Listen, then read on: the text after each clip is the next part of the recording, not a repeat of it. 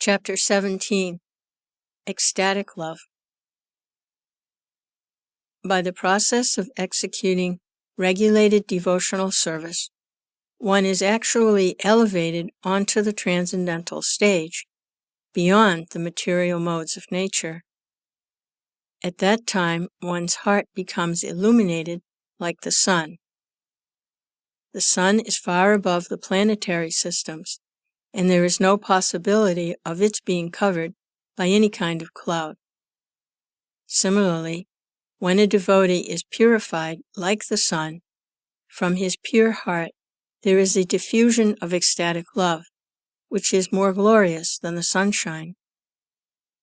Only at that time is the attachment to Krsna perfect. Spontaneously, the devotee becomes eager to serve the Lord in his ecstatic love.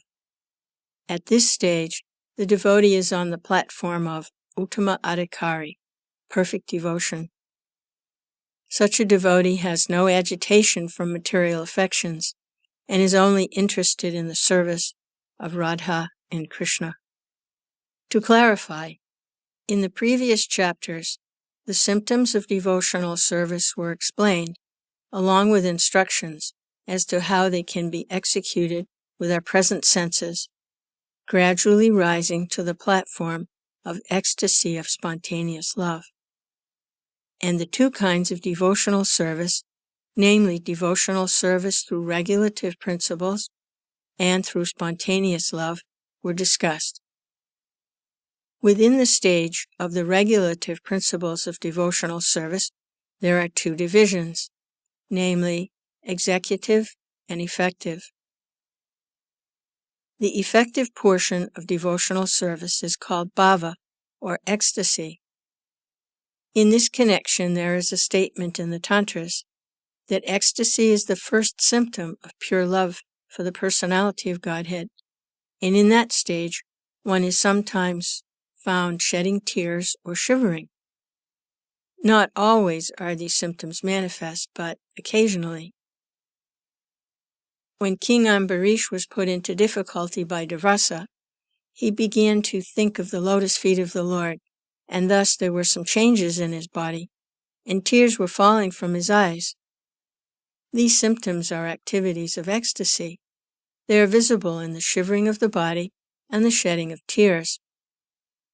After the outward appearance of these ecstatic symptoms, they stay within the mind, and continuation of the ecstasy is called samadhi. This stage of appreciation becomes the cause of future exchanges of loving affairs with Krsna. Elevation to this stage of ecstasy can be possible in two ways. One way is constant association with pure devotees.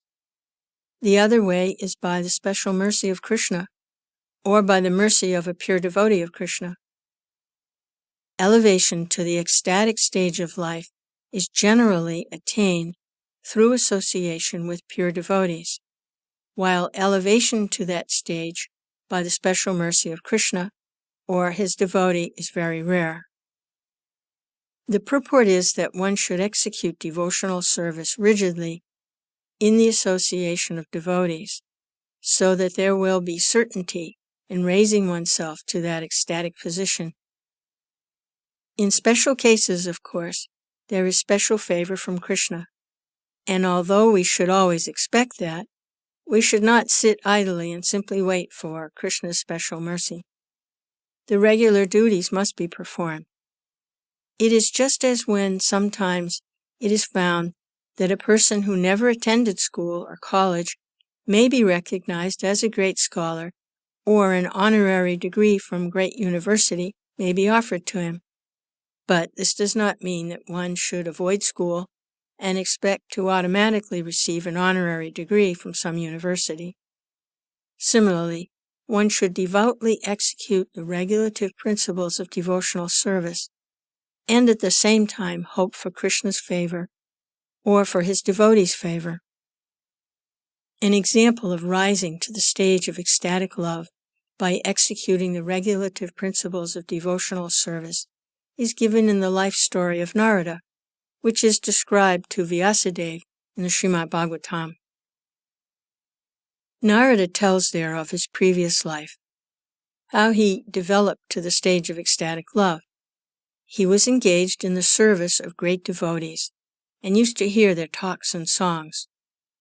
Because he had the opportunity to hear pastimes and songs of Krishna from the mouths of pure devotees, he became very attracted within his heart. Because he had become so eager to hear these topics, he gradually developed within himself an ecstatic love for Krishna. This ecstatic love is prior to the pure love of Krishna, because in the next verse Narada confirms that by the gradual process of hearing from the great sages, he developed love of Godhead.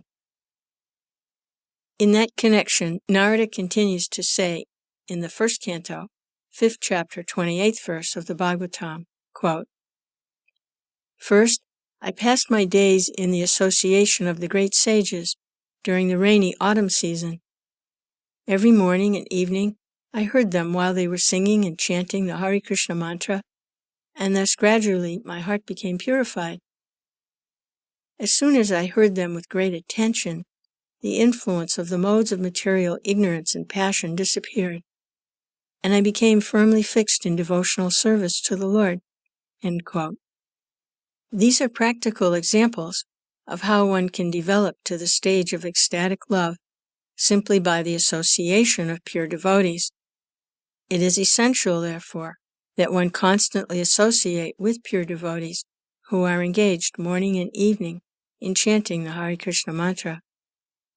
In this way, one will get the chance to purify his heart and develop this ecstatic pure love for Krishna. This statement is also confirmed in the 3rd canto, 25th chapter, 22nd verse of the Srimad Bhagavatam, where Lord Kapila says, quote, "My dear mother, when a person is actually in association with pure devotees, the sublime potency of my devotional service can be experienced." End quote. In other words, when a pure devotee speaks, his words act upon the hearts of the audience. What is the secret of hearing and chanting? A professional speaker cannot impress transcendental ecstasy within the hearts of the listeners. However, when a realized soul who is engaged in the service of the Lord is speaking, he has the potency to inject spiritual life within the audience. One should, therefore, seek the association of such pure, unalloyed devotees, and by such association and service, a neophyte devotee will gradually develop attachment, love, and devotion to the Supreme Personality of Godhead. In the Padma Purana, there is the story of a neophyte devotee who, in order to raise himself to the ecstatic platform, danced all night to invoke the Lord's grace upon him. Sometimes, however, it is found that without undergoing any devotional process, one all of a sudden develops devotion for Lord Krishna. This sudden development of devotional attitude in a person must be understood as a special mercy of Krishna or of his devotee.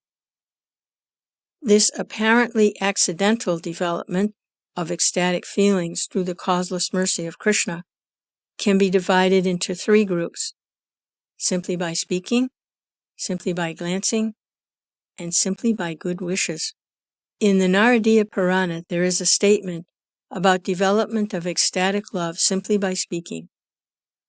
Lord Krishna said to Narada, quote, "O best of the Brahmins, I wish that you may develop unalloyed devotional service to me, which is full of transcendental bliss and all auspiciousness."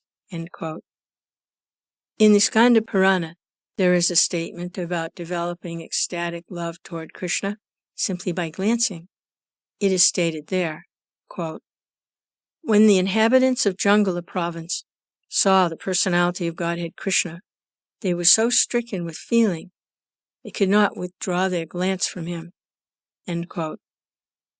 As far as heartfelt wishes are concerned, there is a statement in the Sukha Sanhita where Narada tells Srila Vyasadeva, quote, "You have a son who is the greatest devotee of the personality of Godhead, and I can observe that without any following of the regulative principles of devotional service, he is already enriched with many of the symptoms achieved by the execution of devotional service after many, many births."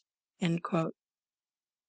As for ecstatic love of Krishna, there is a statement in the 7th canto, 4th chapter, 26th verse of Srimad Bhagavatam, in which Narada addresses King Yudhisthira.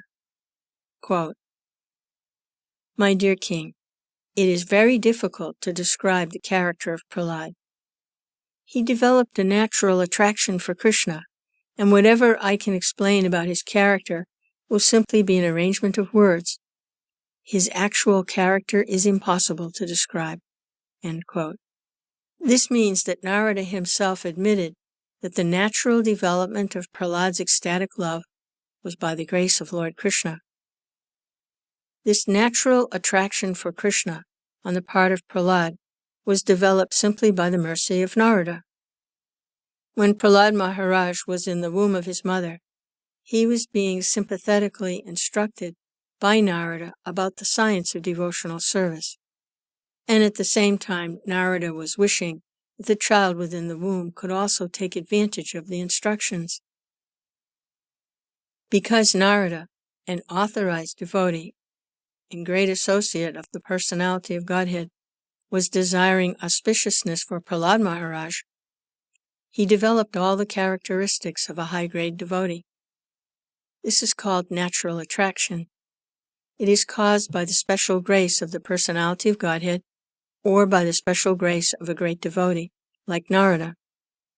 There is a statement in the Skanda Purana wherein Parvat Muni tells Narada, quote, "My dear Narada, of all saintly persons you are so great and glorious that simply by your good wishes a low-born hunter also has become a great elevated devotee of Lord Krishna." End quote. This ecstatic love for Krishna can be divided into 5 divisions, which will be described by Sri Rupa Goswami later on.